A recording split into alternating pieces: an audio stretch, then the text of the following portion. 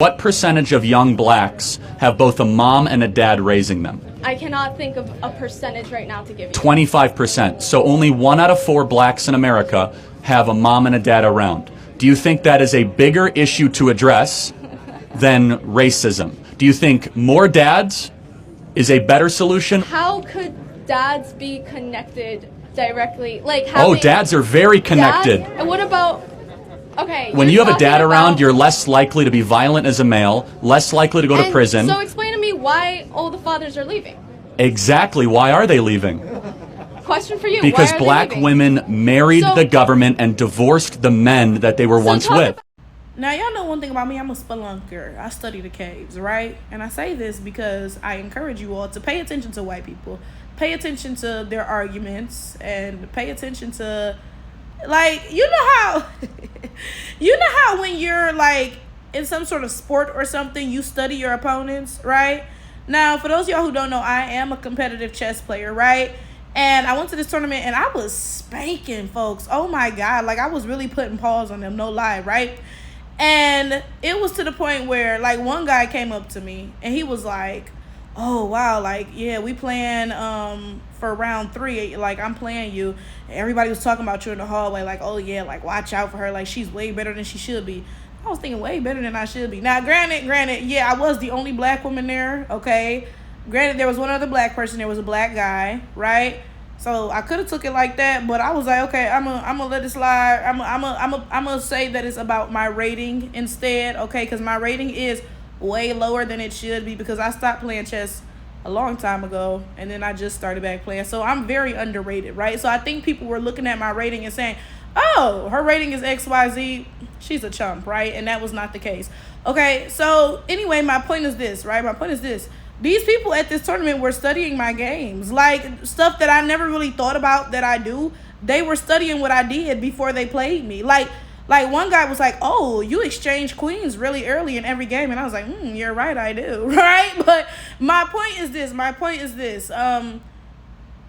When you are in, a tournament or a sports game or whatever, a boxing match, you're going to study your opponent. Clearly, oh, they tend to do this combo or whatever, right? So I encourage more black people to really pay attention to white people and really study them because they're studying us. Now let's get into this.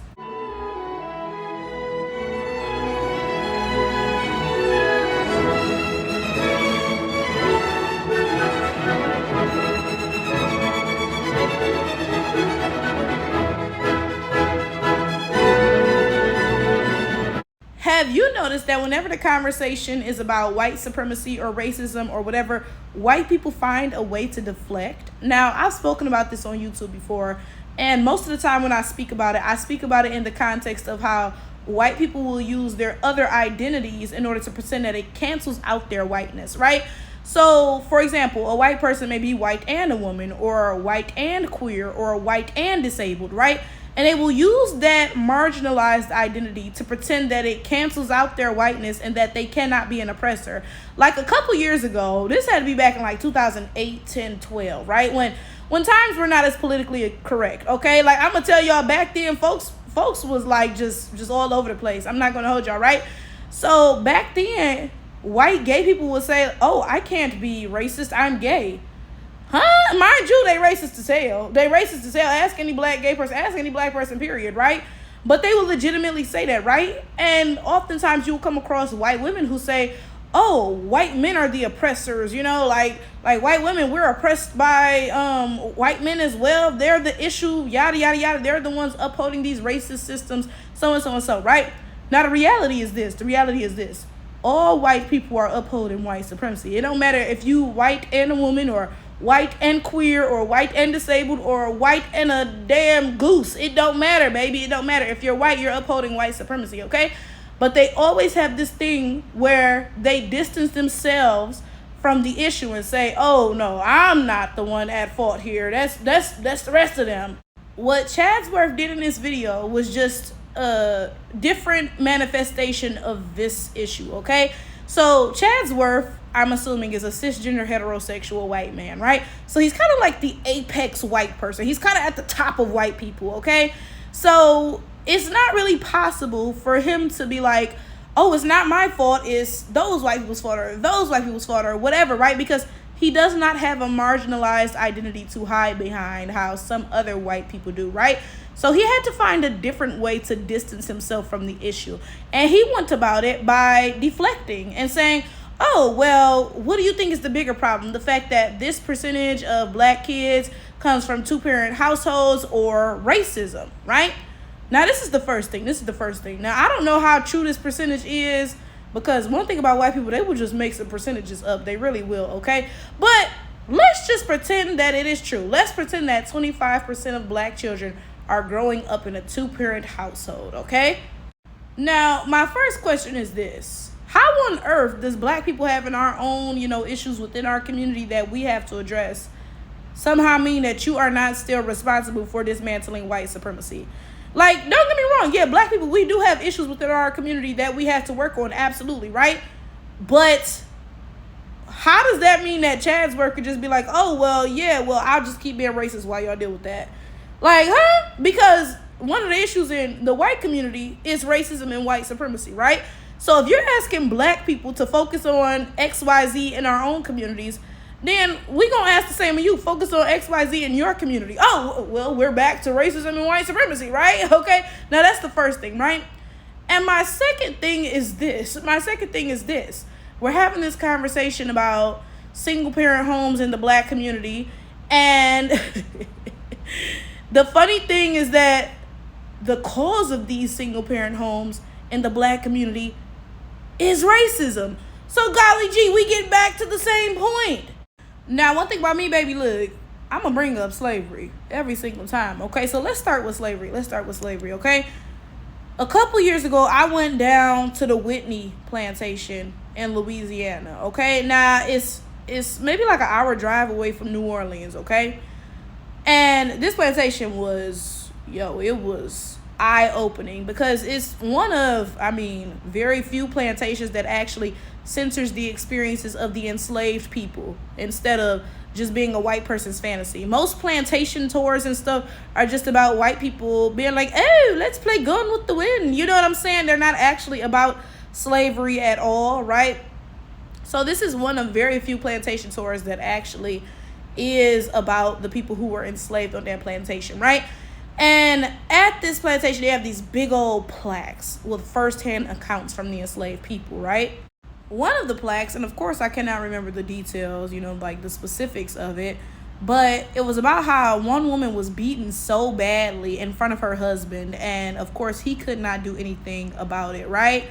And I'm bringing this up because there's always all these talks of epigenetics, okay?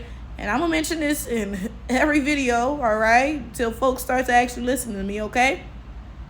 All these talks of epigenetics, okay? So basically epigenetic changes. Okay, every person has, a genome, okay? All the genes in your body that make up who you are. They determine who you are, right? Like, I have a gene for being fine as fuck, okay? Like, let's be so fucking for real, all right? But epigenetic changes, like, imagine that your DNA is a cookbook, okay? So on one page, there's a recipe for pizza. So that may be your eyes. Oh, your eyes are going to be this color, this shape, whatever, right? On the next page, there may be a recipe for a cake or something, right? That may be your skin. Oh, your skin is going to be this color. You'll have oily skin, whatever, right? Now, epigenetic modifications, they don't change your genome. So it's not going to be like, oh, now you'll have blue eyes, right? But they tell your body to focus more or less on certain regions of the genome. So an epigenetic change may say, you know what, let's make more pizza right now, and let's make a little less cake, right? This is kind of what we need more of right now, okay?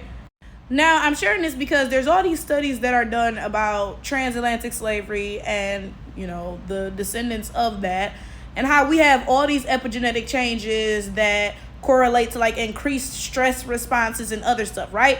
How slavery is still affecting us to this day, quite literally, okay?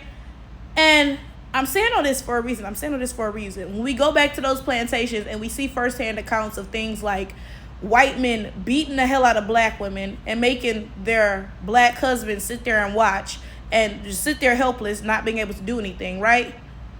We start to get to like the root cause of where these family issues are stemming from, okay?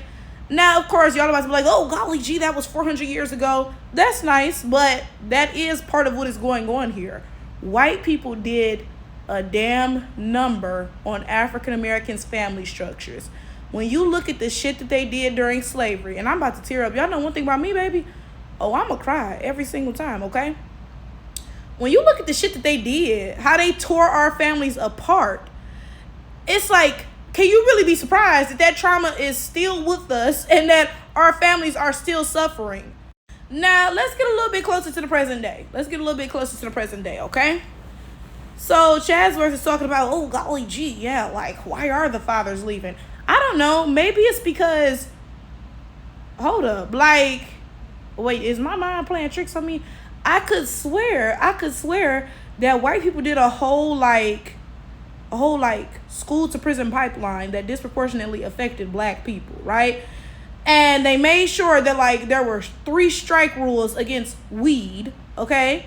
So, you know, most of the people selling weed was black men, okay? So if you get caught selling weed 3 times, you locked up for some ridiculous amount of years. On the other hand, if you get caught with some cocaine, it's, hey, pip cheerio, let's put you in rehab, cheerio, you know? But if you get caught with crack, which is what black people are more likely to do, even though crack and cocaine are the same drug, right? If you get caught with crack versus cocaine, there's a 500 to 1 sentencing discrepancy or some shit, right? So white people have this shit configured in a way where they make sure that the shit that black people do is punished horrifically, whereas the shit white people do, hey, pip cheerio, yeah, this is an opioid crisis. Oh, it's a crisis when white folks are dying from drugs, but when black folks are dying from drugs, oh, take your ass to jail for the rest of your fucking life, right?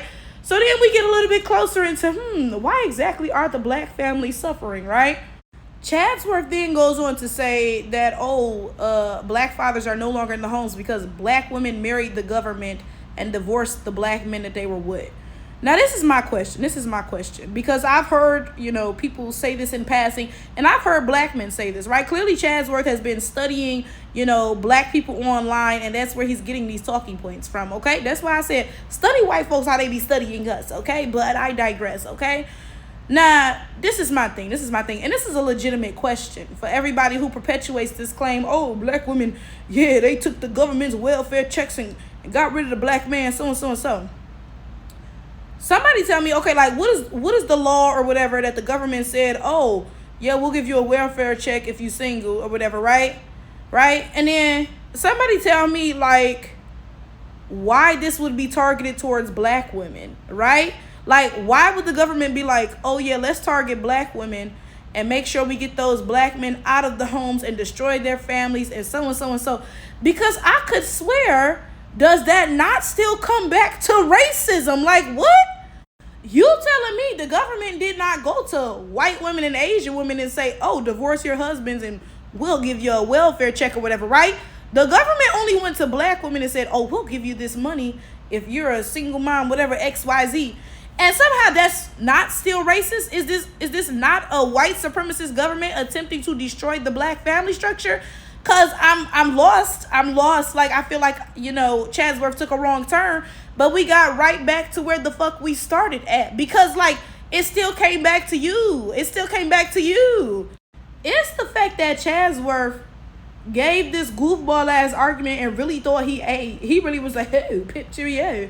The government wanted the black fathers out of the home, so they gave the black women welfare checks. Is that not still fucking racist? You telling me the government got together and was like, yeah, how can we break up the black family structure? I think this will do it. And you telling me that the conversation don't need to be about racism and white supremacy? The funny thing is this, as much as white people try to deflect, everything always comes back to racism. Your move, boo.